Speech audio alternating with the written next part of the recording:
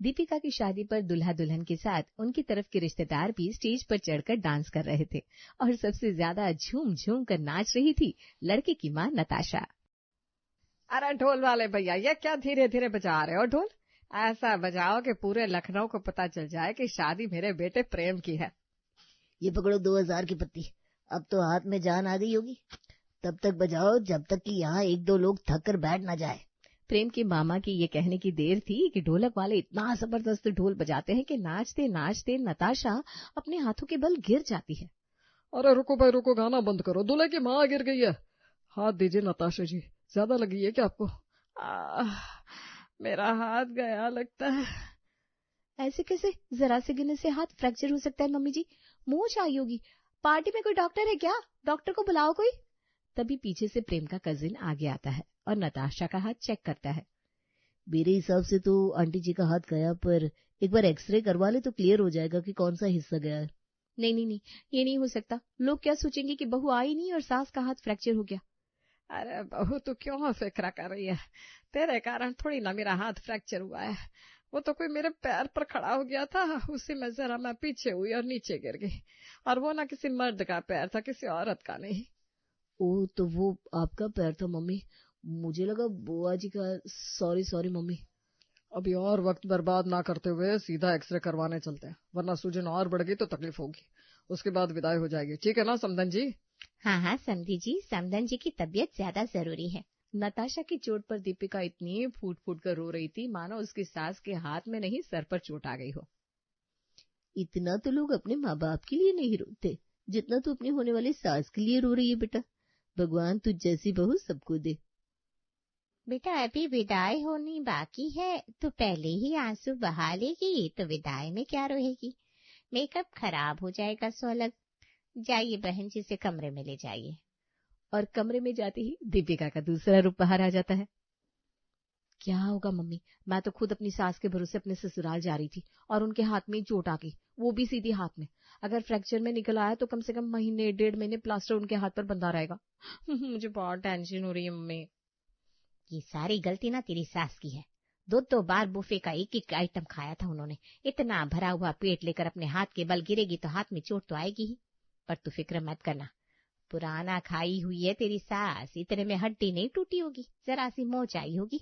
देखना 1-2 दिन में ठीक हो जाएगी। सीता जैसे ये कहती है, दीपिका के फोन पर प्रेम का कॉल आता है।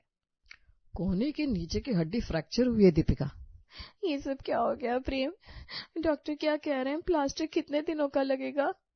2 महीने। ये सोचते ही दीपिका के हाथों से फोन छूटकर गिर जाता है। दीपिका मैं तो रोटी बनाती नहीं मम्मी, अब मेरे ससुराल में रोटियां कौन बनाएगा?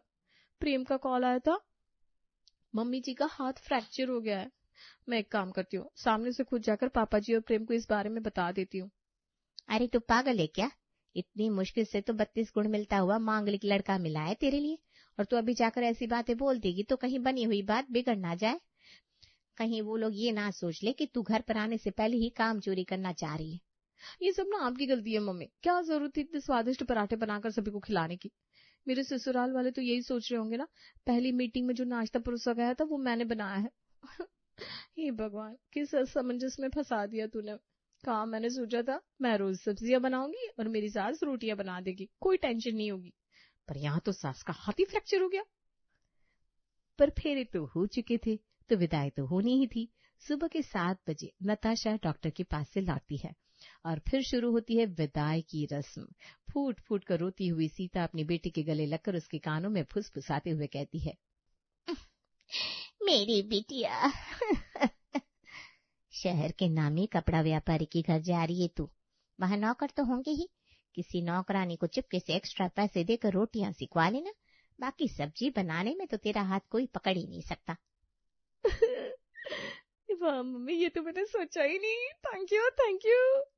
खुशी खुशी अपने ससुराल वालों के साथ दीपिका अपने ससुराल आ जाती है। अगली सुबह तैयार होकर दीपिका किचन में जाती है, जहाँ पहले से ही उसके स्वागत में एक नौकर और नौकरानी खड़े थे। नमस्ते भाऊजी, आपको कौन से मसाले चाहिए, कौन से बर्तन चाहिए, ये सब मुझे बता दीजिए, मैं निकाल कर दे दूंगा। और रसोई की साफ सफाई और बर्तन धोने की जिम्मेदारी हमारी है भाभी। बाकी हम खाने में हाथ नहीं लगाते। इस घर की गृहिणी ही घर के खाने में हाथ लगाती है। अरे नंदू भैया, शांति दीदी, आप कौन सा इस घर के नहीं हैं? आप तो मेरे लिए इस परिवार का हिस्सा ही है। आप भी लगा सकते हैं खाने में हाथ। सच में भौजी?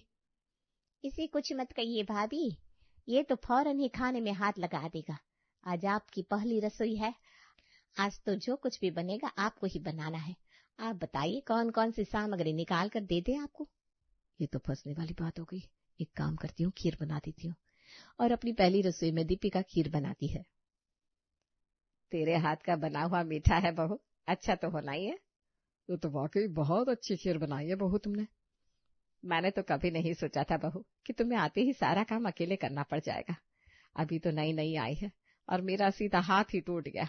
उल्टे हाथ से मैं सब्जी बनाने में तेरी मदद करवा सकती हूँ बस। नहीं मम्मी जी, सब्जी बनाना तो मेरे बाएं हाथ का खेल है। वैसे भी आपके हाथ में फ्रैक्चर है, आपको अभी आराम करना चाहिए। पहली रसोई तो मीठा बनाकर कट गई थी, पर आगे खाना तो बनाना ही था। अपने कमरे में बैठी दीपिका अपने दिमाग के घोड़े दौड़ाना शुरू करती है। अरे हाँ, ये मैंने क्यों नहीं सोचा कि हर बार रोटियां बनाई जाए, ये जरूरी तो है नहीं। मैं चावल भी तो बना सकती हूँ। एक चावल के साथ तड़का और 2-3 सब्जियां बना देती हूँ। इसी में घर वाले ऐसे खुश हो जाएंगे कि कहना ही क्या।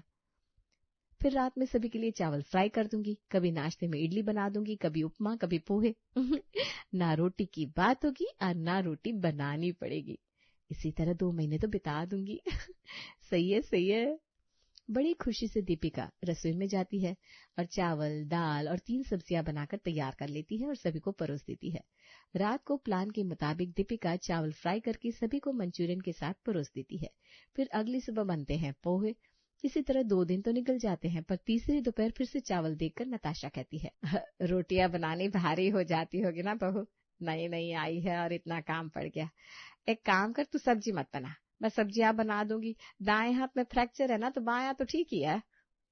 वो क्या है ना भाभी, मम्मी को ना शुगर है, चावल खाना ऐसे भी मना है। किचन में हेल्प चाहिए तो थोड़ी सब्जी बनाने में हेल्प मैं भी कर दूंगा, रोटी बस नहीं बन पाएगी। ये लो, गई भैंस पानी में। यहाँ तो पूरा घर सब्जी बनाने को तैयार है। अरे भाई, कैसे बताऊं कि मुझे भी सब्जी बनानी ही आती है, रोना तो रोटियों का है। लगता है अब शांति के आगे मुंह खोलना ही पड़ेगा। रोटियां मैं बनाऊं, किसी ने देख लिया तो भाभी? तो तुझे क्या लगता है कि मुझे रोटियां बनानी नहीं आती? अरे दिन भर क्या क्या करूं मैं? मम्मी जी का मन रोटियां खाने का है। एक तो नया घर है, पता नहीं इस घर में सभी को पतली रोटियां पसंद है या थोड़ी भारी रोटियां, घी लगी रोटियां पसंद है या सादी रोटियां। पर भाभी, अच्छा, अब तो बहस कर रही है। लगता है तुझे यहाँ अब काम नहीं करना है। शांति आगे बढ़कर रसोई का दरवाजा लगाती है और 20 रोटियां सेक कर रख देती है। फिर क्या था, आज खुशी के मारे दीपिका 5 तरह की सब्जियां अपने ससुराल वालों के लिए तैयार कर डाइनिंग टेबल पर परोस देती है। 5 सब्जियां और सबकी सब इतनी स्वादिष्ट। लगता है अब सब्जी बनाने की ट्रेनिंग हमें तुमसे लेनी पड़ेगी दीपिका, वरना तुम मायके चली गई तो हमें तो खाना खाना ही अच्छा नहीं लगेगा। क्या बात है बहू, 5-5 सब्जियां बनाई तूने? इतना मत कर, हम सबकी आदतें बिगड़ जाएगी। इसी तरह एक हफ्ता निकल जाता है। फिर एक सुबह रोती हुई शांति नताशा के पास जाती है। मेरी दादी गांव में सीढ़ियों से गिर गई है, उनके पास हमारे सिवा कोई नहीं है। ओहो, अभी तो लगता है गिरने गिराने का सीजन चालू है। ये ले 10,000 रुपए, काम आएंगे। और साथ में नंदू को भी ले जाए, यहाँ हम सब देख लेंगे। तैयार होकर जैसे ही दीपिका रसोई में आती है, अपनी सास को वहां देखकर हैरान हो जाती है। मम्मी जी, आप यहाँ? हाँ बहू, वो शांति को अपने गांव जाना पड़ा, उसकी दादी फिसल गई है ना, तो मैंने नंदू को भी साथ में भेज दिया। अब तू अकेली ना हो जाए इसलिए मैं आ गई। तू सब्जियां काट कर दे दे, एक हाथ से बना तो लूंगी ही, आटा भी गूंद लूंगी, तो बस सेकती जाना। अपनी सास के सामने दीपिका सब्जी तो काट रही थी, पर सब्जियों को बनाने के लिए नमक की जरूरत नहीं पड़ने वाली थी, क्योंकि उसका पसीना लगातार बहता हुआ सब्जियों के ऊपर गिर रहा था। अरे हाँ, चीख कर उंगली मुंह में डाल देती हूँ, कह दूंगी कट गई। अब पट्टी बांधी हुई उंगलियां रोटियां तो नहीं बना पाएंगी। ये आउच! मेरी उंगली कट गई मम्मी जी। अरे ये क्या हो रहा है इस घर में? अपनी उंगली को दबाकर दीपिका अपने कमरे में चली जाती है और फिर उस पर पट्टी बांधकर बाहर आती है। ये सब क्या हो गया भाभी? कोई बात नहीं भैया, मैं कोशिश करती हूँ, बना लूंगी खाना। ऐसी हालत में कोई जरूरत नहीं काम करने की बहू, मैं जाता हूँ रसोई में। विनोद और नयन दीपिका की मदद करने रसोई में जाते हैं और अपने अपने हिसाब से एक एक सब्जी गैस पर बनाने के लिए चढ़ा देते हैं। आज मैं ऐसी सब्जी बनाऊंगा कि सभी खाते रह जाएंगे। तो मैं भी पीछे नहीं रहने वाला हूँ पापा, देखते हैं कौन बाजी मार लेता है। और 6-6 हाथों से रसोई में सब्जियां बनने लगती है। एक हाथ बहू का, एक सास का, एक ससुर का और एक देवर का। कुछ देर बाद प्रेम भी दुकान से लौट कर आता है। ओहो, इतना सब हो गया और किसी ने मुझे फोन भी नहीं किया। मैं भी आता हूँ रसोई में, कुछ नहीं तो एक सब्जी तो बना ही लूंगा। ओहो प्रेम, तुम भी सब्जी बनाओगे? सब्जी करके फ्रीज में ऑलरेडी 6 सब्जियां जमा हो गई हैं। प्रॉब्लम तो रोटी की है। मेरा मतलब है उल्टे हाथ से आटा गूंथने की आदत नहीं है ना। अगर कोई बर्तन पकड़े और आटा और पानी निकाल कर देते तो मैं उल्टे हाथ से कोशिश कर सकती हूँ। मैं आटे को एक साथ कर दूंगी और तो यूट्यूब पर देखकर उसे जरा टाइट से गूंथ देना। प्रेम, कोशिश तो कर ही सकता हूँ मैं, बाकी रोटियां मैं बेल दूंगा और नयन सेक देगा, हो गया काम। अरे वाह, मेरा मतलब है आप सब कितने अच्छे हैं, कितना सपोर्ट कर रहे हैं मेरा, और एक मैं हूँ जो आप लोगों को खाना बनाकर भी नहीं खिला पा रही हूँ। अरे बेटा, यही तो मौके होते हैं परिवार के काम आने के। इसी बहाने हम सभी रोटियां बनाना सीख जाएंगे। मेरा मतलब है कि मैं तो माहिर ही हूँ रोटियां बनाने में। प्रेम आटा और पानी निकालकर अपनी माँ को देता है और बर्तन पकड़कर खड़ा रहता है। उल्टे हाथ से किसी तरह नताशा आटा गूंथने की कोशिश करती है। आटा जरा गीला हो गया है, इससे ज्यादा टाइट मुझसे नहीं होगा बेटा, एक हाथ से कितना ही दम लगा सकती हूँ। तो जरा आटा टाइट कर दे प्रेम, वरना रोटियां बिल नहीं पाएगी। भैया जल्दी करो, मैंने नेट पर देख लिया है रोटियां कैसे सिकती है। 6 बजे शुरू हुआ कार्यक्रम 10 बजे तक बस आटा गूंथने तक ही पहुंचा था, क्योंकि उसके पहले तो सिर्फ सब्जियां बन रही थी। अरे ये रोटियां तो बेल ही नहीं जा रही, मुझे लगता है आटा कुछ टाइट हो गया है। सत्यानाश, अभी तो आप कह रहे थे रोटी बेलना आपके बाएं हाथ का खेल है। मेरी रोटी में बड़े नुक्स निकालते थे आप, तो अब बनाइए अपने हिसाब से। विनोद के हार जाने के बाद नयन कोशिश करता है, पर उसकी रोटी भी चकले पर बार बार चिपक जाती है। इतना तो मुझे भी पता है कि रोटी बेलने के पहले उस पर थोड़ा सूखा आटा लगाया जाता है। नयन की मदद करने दीपिका आगे बढ़ती है। अरे नहीं, आटे को छूते ही मेरी उंगलियों में खुजली होने लगती है। मुझे ज्यादा दिमाग ना लगाकर सिर्फ इंस्ट्रक्शन ही देना चाहिए। 12 बजने को आए, एक रोटी नहीं बनी, इतनी देर में 15 तरह की सब्जियां बन जाए। फ्रिज में ब्रेड पड़ा है, सब्जी के साथ ब्रेड खा लेते। ये रोटी का कार्यक्रम कल सुबह फिर शुरू किया जाएगा, तब तक हो सकता है बहू की उंगली भी ठीक हो जाए। ब्रेड के साथ सब्जी खाकर सभी अपने अपने कमरे में सोने चले जाते हैं। पर आज की रात दीपिका को नींद कहाँ आने वाली थी। अब क्या बहाना बनाए कि मम्मी तबीयत खराब है या फिर पेट में दर्द है, उठा नहीं जा रहा, बुखार है। पर ये तो गलत है ना, और कब तक मैं इस बात को टालती रहूंगी। 2 महीने हैं मम्मी जी के हाथ के प्लास्टर को उतरने में, और शांति कब तक आएगी इसका कोई भरोसा नहीं। और मान लो वो आ भी गई तो कितने ही दिन मैं दरवाजा बंद करके उससे रोटियां बनवा पाऊंगी, कभी ना कभी तो पकड़ी ही जाऊंगी। कल सुबह सभी के सामने सच बोलने में ही फायदा है, फिर देखा जाएगा क्या होता है। अगली सुबह नहा धोकर सभी रसोई में पराठे बनाने की तैयारी करने आने लगते हैं। अरे प्रेम, बहू का हाथ कैसा है, रोटी बना पाएगी क्या वो? अभी तो वो नहाने गई है पापा, आती है तो सामने से खुद पूछ लीजिएगा। नताशा के साथ उसका पति और दोनों बेटे मिलकर रोटी बनाने की तैयारी कर रहे थे, तभी तैयार होकर दीपिका अपने कमरे से बाहर आती है। दीपिका चल, अब सच बोलने का वक्त आ गया है। दीपिका जैसी रसोई की ओर बढ़ने को होती है, दरवाजे से पड़ोसन सुषमा और ज्योति भागते हुए अंदर आती है। क्या हुआ आंटी जी, आप ऐसे घबरा क्यों रही है? अरे बेटा, जिस डॉक्टर के पास से तेरी सास हाथ पर पट्टा बंधवा कर आई है, वो डॉक्टर फर्जी निकला। पुलिस लेकर गई है उसे। क्या? और नहीं तो क्या, उसके पास जाने वाले हर पेशेंट के हाथ, पैर और सर पर पट्टी बांध रहा है वो। पर आंटी जी, प्रेम ने एक्सरे रिपोर्ट भी देखी थी, अब हो सकता है उनके पास आने वाले पेशेंट सच में प्रॉब्लम में हो। अरे नहीं बेटा, दुनिया तेरे जैसी सीधी नहीं है। उस डॉक्टर के क्लिनिक में जो भी मशीन लगी है सारी उसी की तरफ फर्जी है, वो एक्सरे मशीन भी। नताशा को तू जाकर किसी अच्छे डॉक्टर को दिखा, पता चला कुछ नहीं निकला और बेकारी प्लास्टर लेकर घूमती रही बेचारी।